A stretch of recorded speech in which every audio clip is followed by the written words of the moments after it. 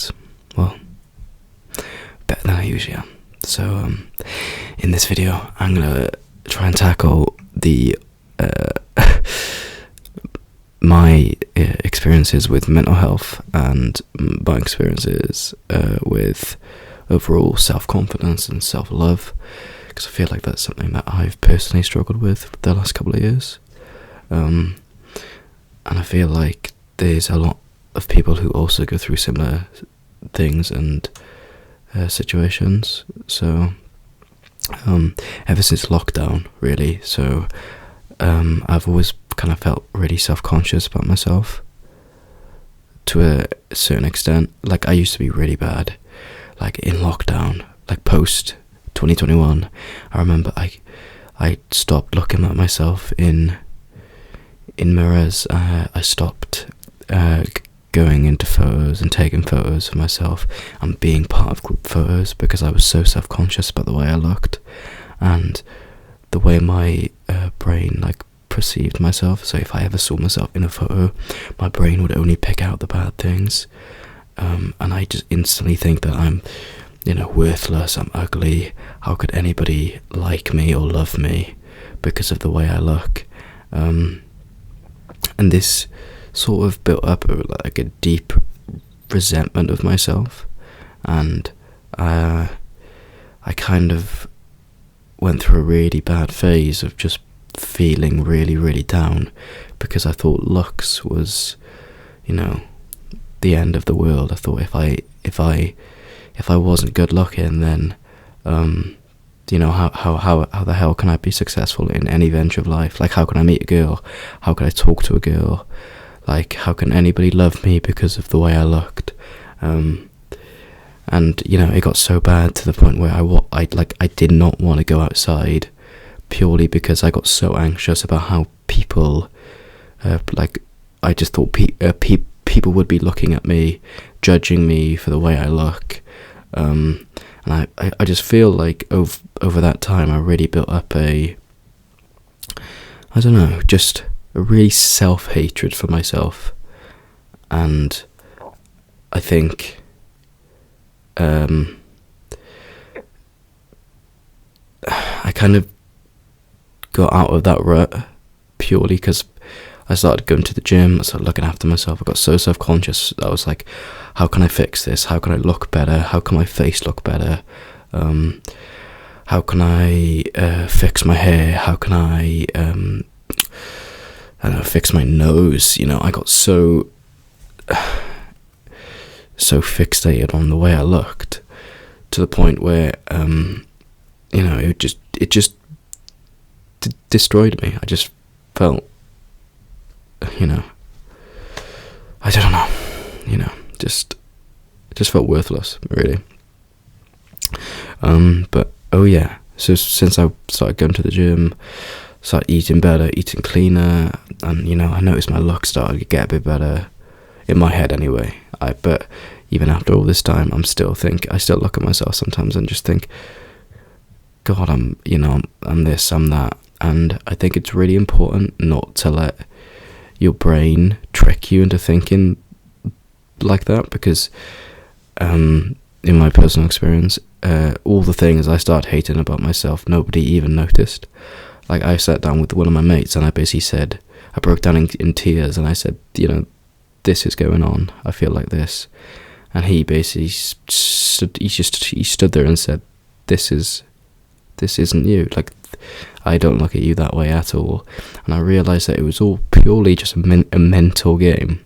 Like, if you program your brain to just stop thinking negatively, whether that's just getting out the house to go and do something, just going for a walk, really, really, really rewiring your brain into thinking, that's wrong. I'm also, even now, I suffer from anxiety. Well, not suffer, I wouldn't say, because I feel like everyone has anxiety, but in a way that I get really anxious about little things. Like, I'm in uni now, and I just get so anxious about any sort of assignment I hand in, and I just get fixated on the negative.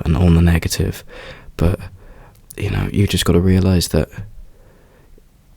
it's not the end of the world. Like, the world is not going to end because of this shitty thing, or because of this, I spoke to my mum about it, and she kind of just said, you can't be successful in any venture of life if you're not scared, and if you're not fearful. You've got to do it. She says, if you want to succeed and you want to really learn, you've got to push yourself, and even that means doing it scared and being, fearful.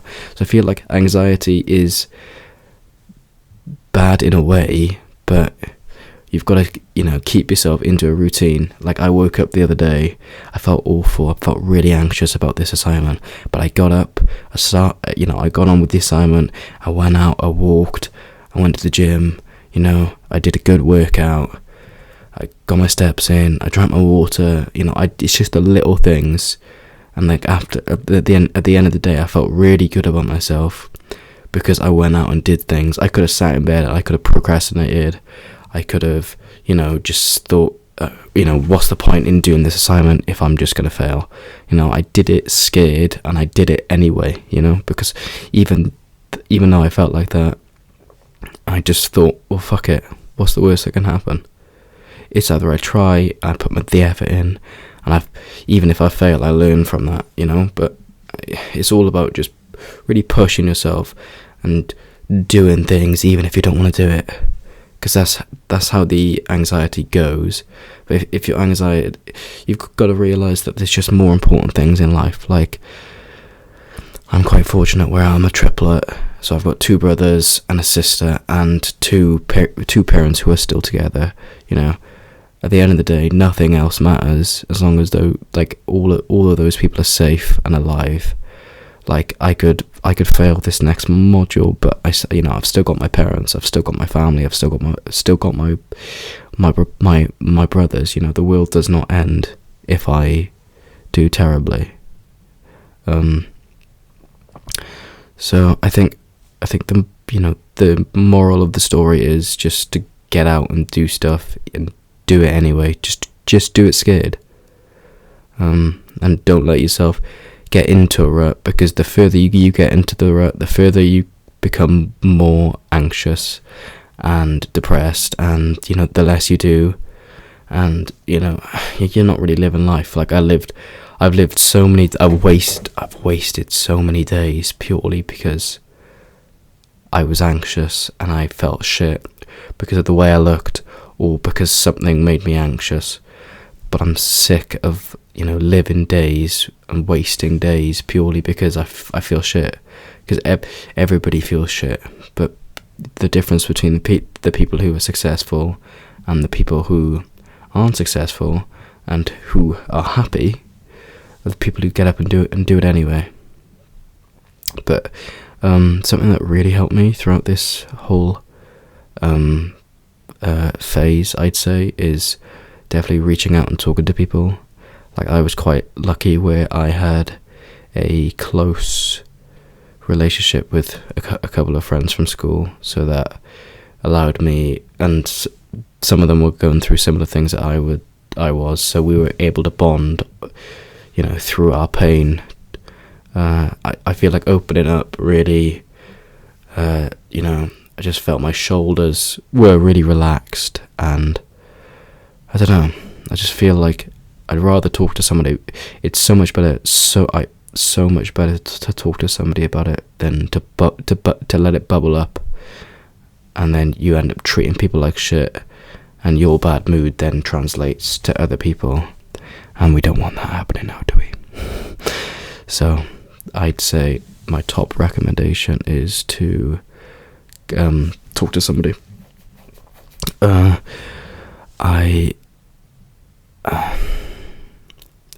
My next point would be, if you're feeling like you don't want to live anymore, that's perfectly fine to feel that way. Like, it's totally natural. Please, please, please seek help, like, from a family, from professionals. Like, there have been days in the past where I've woken up and I've just gone, I just don't want to live anymore, purely because of my looks. and how I felt about myself. Like, my self-esteem was that low, but just because you feel that low doesn't mean that there's not going to be light at the end of the tunnel, and you're not going to be able to pick yourself out of the depression and the rut into a, like me now, I live such a better and fulfilled life to before, where I was just so I don't want to say depressed, because depressed, I think I would just say upset and self-conscious, but I don't know, I think it is all like personalized, like it's from your personal experience, but there is hope, and there is cause to have hope. You know, you've got your loved ones, your friends, your family. Like, I could never imagine taking myself out of this world. You know, the amount of grief that would place on my family members, especially my mum. Like, I'm so close to my mum. Like, that is not the way. It's not the way out. Like, the pain that, if you think that your pain is going to end because you end it, it doesn't, because your pain then translates over to your family and friends and your loved ones, who may have not even known what was going on in the first place. So I'd recommend reaching out to somebody and really talking to people, especially when you feel like there's no way out. So yeah, that's going to be it for today's video. I hope I could shed some value on some mental health topics. This is quite a hard thing to talk about, but I hope that to anybody watching, that they've got to know me a bit better, I'd say, and they've got to understand me a bit more, and, you know, my circumstances. Like, people may look at me and think, oh, he's fine, he feels fine, but, you know, this is what I've been through, and, you know, everybody else has their own stories. So feel free to, you know, comment down below, and, you know, reach out to me. I'm happy to talk. I'm always here to talk to you know, anybody. I don't care who you are. If it means that I can help in any sort of way, then I'm happy to. So if you need to talk, reach out to me in the comments. Okay. Thank you for watching this video.